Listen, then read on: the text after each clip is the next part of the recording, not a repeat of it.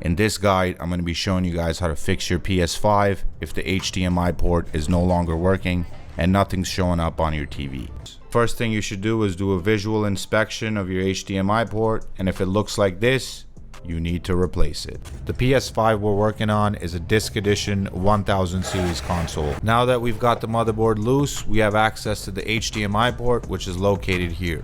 But before we proceed to the next step, we must cover the surrounding components which need to be protected from heat. We're going to cover all these components that I'm covering because you do not want to heat these up when we heat up the HDMI port. Now let's flip the board over, and there's some components on the other side we must protect as well. This special tape from Fasttechstore.com protects these components when we're heating up the HDMI port and prevents them from falling off. For the next step, which requires heating up the port to remove it, we need a hot air station. Next, we're going to put on some flux paste on the HDMI port, on the data pins, and on the anchor points on the sides. This special paste helps the solder melt more effectively. Next, we're going to fire up our Fasttech FH1 hot air station. Let's set it to 450.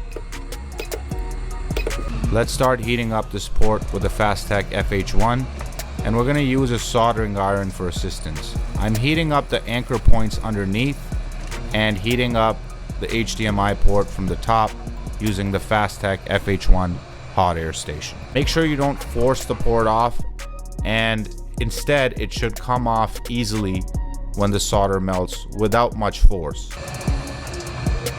The pins in the middle are the data pins, and the two pins on each side are just anchor points.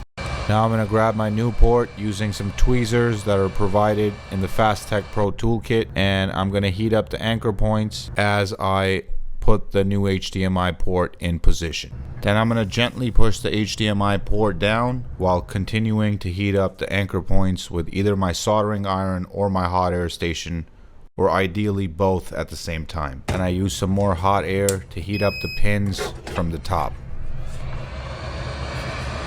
We're going to add some more flux paste just as we did when we removed the original port. Once the port's in, I let it cool off for about 5 to 10 minutes. Then I'm going to add more solder to the back.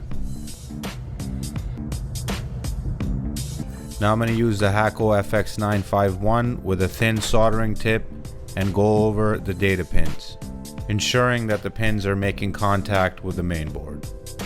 Now it's time to remove the polyamide tape.